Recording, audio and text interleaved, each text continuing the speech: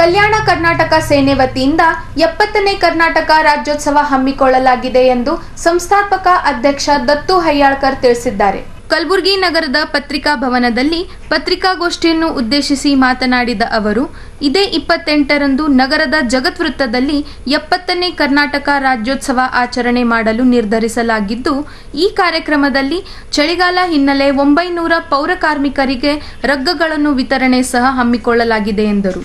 ಇನ್ನು ಈ ಕಾರ್ಯಕ್ರಮಕ್ಕೆ ಬಿಗ್ ಬಾಸ್ ಮಾಜಿ ಸ್ಪರ್ಧಿ ಭಾಗವಹಿಸಲಿದ್ದಾರೆ ಎಂದರು. ಕಲ್ಯಾಣ ಕರ್ನಾಟಕ ಸೈನ್ಯ ವತಿಯಿಂದ ಕಾರ್ಯಕ್ರಮ ಹಮ್ಮಿಕೊಂಡಿವಿ. ನಾವು ಕನ್ನಡ ರಾಜ್ಯೋತ್ಸವ 70ನೇದು.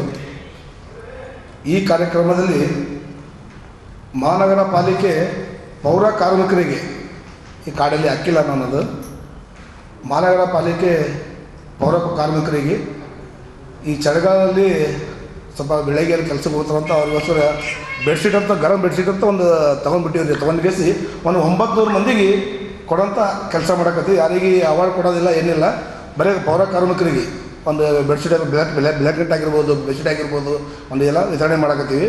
ಅದೇ ರೀತಿಯಾಗಿ ಆ ಕಾರ್ಯಕ್ರಮಕ್ಕೆ ಬೆಂಗಳೂರಿಂದ ಬಿಗ್ ಬಾಸ್ ಅಲ್ಲಿ ಹೋಗಿ ಬಂದಿರುವ ನಮ್ಮ ಚಂದ್ರಪ್ರಭಾ ನಟ ಅವರು ಬರ್ತಿದ್ದಾರೆ ನಮ್ಮ ಕಾರ್ಯಕ್ರಮ ಕಲಬುರಗಿ ಬೆಂಗಳೂರಿನಿಂದ. ಹಾಗೂ ಸಂತೋಷ್ ತುಕಲಿ ಅಂತ ಅವರು ಕೂಡ ಬಿಗ್ ಬಾಸಲ್ಲಿ ಹೋಗಿ ಬಂದಿದ್ದಾರೆ, ಅವರು ಕೂಡ ಬರ್ತಿದ್ದಾರೆ. ಪ್ರತಿಭಾ ಸಂತೋಷ್ ಇವರು ಬಿಗ್ ಬಾಸಲ್ಲಿ ಹೋಗಿ ಬಂದಿದ್ದಾರೆ. ಟೋಟ್ಲಿ ಕಾಮಿಡಿ ಕೆಳಡಿದವರು ಇವರು. 28ನೇ ತಾರೀಕು ನಮ್ಮ ಕಾರ್ಯಕ್ರಮಕ್ಕೆ ಬಂದು ಅಲ್ಲಿ ಏನು ಇವರು ಕಿಟ್ ಮಾಡ್ತಾರೆ ಆ ಕಾಮಿಡಿ ಕೆಳಡಿಯಲ್ಲಿ, ಇಲ್ಲಿ 1 ಗಂಟೆ 1.5 ಗಂಟೆ ಇವರು ನಗೆ ಹಬ್ಬ ಕಾರ್ಯಕ್ರಮ ಹಮ್ಮಿಕೊಂಡಿವಿ. ಎಲ್ಲರಿಗೂ ನಡೆಸುವಂಥ ಕೆಲಸ ಈ ಕಾರ್ಯಕ್ರಮಕ್ಕೆ ಬಂದು ಇವರು ಯಶಸ್ವಿ ಮಾಡಿಕೊಡೋಕ್ಕೆ ಇಲ್ಲಿಗೆ ಬೆಂಗಳೂರಿನಿಂದ ಕಲಬುರಗಿಗೆ ಕಾಮಿಡಿ ಕಿಲಾಡಿ ಆ್ಯಕ್ಟರ್ಗಳು ಬರ್ತಾಯಿದ್ದಾರೆ.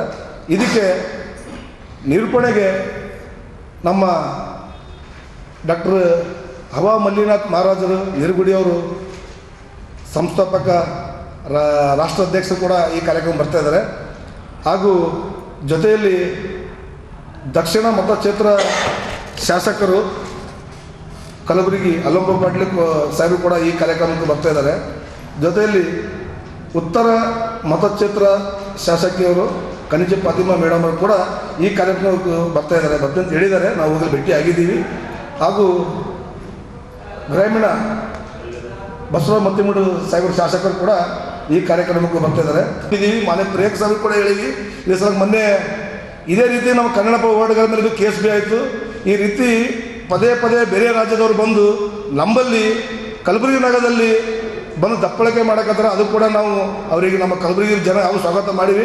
ಕೆಲಸ ಮಾಡ್ಕೊಳ್ಳಿ, ಎಲ್ಲ ಮಾಡ್ಕೊಳ್ಳಿ, ಬಟ್ ನಾಮಫಲಕ ಅಂತ ಏನಾದರೂ ಕನ್ನಡ ಬಗ್ಗೆ ಧಕ್ಕೆ ಬಂದರೆ ನಾವು ಕನ್ನಡ ಪರವರು ನಾವು ಯಾವುದಕ್ಕೂ ಸಿದ್ಧವಾಗಿರ್ತೀವಿ. ಕನ್ನಡ ನಾಮಫಲಕ ಕಡ್ಡಾಯವಾಗಿ 60% ಅಂಗಡಿ ಮುಂಗಟ್ಟುಗಳಾಗಿರ್ಬೋದು, ಮಾಲ್ ಆಗಿರ್ಬೋದು, ಎಲ್ಲ ಕಡೆ ಇರಬೇಕು. ನಾವು ಮಹಾನಗರ ಪಾಲಿಕೆ ಕಮಿಷನರ್ ಕೂಡ ಸತಿ ಹೇಳಿವಿ. ಮೊನ್ನೆ ಸತಿ ನಾವು ಸುದ್ದಿಗೋಷ್ಠಿ ಮಾಡೋದು ನಮ್ಮ ಯಾರು ಸುರೇಶ್ ಸರ್ ಇಲ್ರಿ, ಅದು ಪರವಾನಗಿ ಏನು ಕೊಡ್ತಾರಲ್ಲ ಪರ್ಮಿಷನ್, ಅದರಲ್ಲಿ ಹಿಂದುಗಡೆ ಇದೆ ಅಂತ ಹೇಳಿದ್ರು. ಅವ್ರಿಗೆ ಹಾಕಿಲ್ರಿ, ಅವ್ರಿಗೆ ಹಿಂದುಗಡೆ ಇದೆ ಕನ್ನಡ ನಾಮಫಲಕ ಕಡ್ಡಾಯವಾಗಿರಬೇಕಂತ ಕೂಡ ಮಹಾನಗರ ಪಾಲಿಕೆ ಕಮಿಷನರ್ ಕೂಡ ಹೇಳಿದ್ದಾರೆ. ಆದರೂ ಕೂಡ ಇಲ್ಲಿಂದ ತಳಗ ಇರೋಂಥ ಕೆಲಸಗಾರರು ಏನು SI ಅವರು ಇದ್ದಾರೆ, ಅವರು ಕೂಡ ಯಾರೂ ಈ ಕನ್ನಡ ನಾಮಫಲಕಕ್ಕೋಸ್ಕರ ಆಗ್ತಾ ಇಲ್ಲ. ದಯವಿಟ್ಟು ನಿಮ್ಮ ಪರವಾಗಿ ಯಾವಾಗಾರ ಒಂದು ಸತಿ ನಾನು ಮತ್ತೊಂದು ಸತಿ ಹೇಳ್ತೀನಿ, ರಿಕ್ವೆಸ್ಟು, ಕನ್ನಡ ನಾಮಫಲಕ ಕನ್ನಡ ಉಳಿಸಿ ಅಂತ ಹೇಳ್ತಾ, ಅದಕ್ಕೋಸ್ಕರ ಕನ್ನಡಕ್ಕಾಗಿ ನಾವು ಇವತ್ತು ಜಗತ್ತು ಸರ್ಕಲಲ್ಲಿ ಗೋವಟಲ್ ರೋಡ್ ಮಧ್ಯ ರೋಡಲ್ಲಿ ಇವತ್ತು ಅನುಮತಿ ತಗೊಂಡು ದೊಡ್ಡ ಪ್ರಮಾಣವಾಗಿ ಓಪನ್ ಸ್ಟೇಜ್ ಕನ್ನಡ ಉಳಿಸ್ಬೇಕನ್ನಂತ ಕಲ್ಯಾಣ ಕರ್ನಾಟಕ ಸೈನ್ಯ ಇವತ್ತು ದೊಡ್ಡ ಪ್ರಮಾಣವಾಗಿ ಇವತ್ತೊಂದು ಕಾರ್ಯಕ್ರಮನ ಹಮ್ಮಿಕೊಂಡಿವಿ. 28ನೇ ತಾರೀಕು ದಯವಿಟ್ಟು ಕಲಬುರಗಿ ನಗರ ಎಲ್ಲ ಜನರು ಈ ಕಾರ್ಯಕ್ರಮಕ್ಕೆ ಬಂದು ಕನ್ನಡ ಉಳಿಸಿ ಕನ್ನಡ ಬೆಳೆಸಿ ಅಂತ ಒಂದು ಕಾರ್ಯಕ್ರಮ ಮಾಡ್ತಾ ಇದ್ದೀನಿ. ದಯವಿಟ್ಟು ಎಲ್ಲರೂ ಬರಬೇಕು ಈ ಕಾರ್ಯಕ್ರಮಕ್ಕೆ.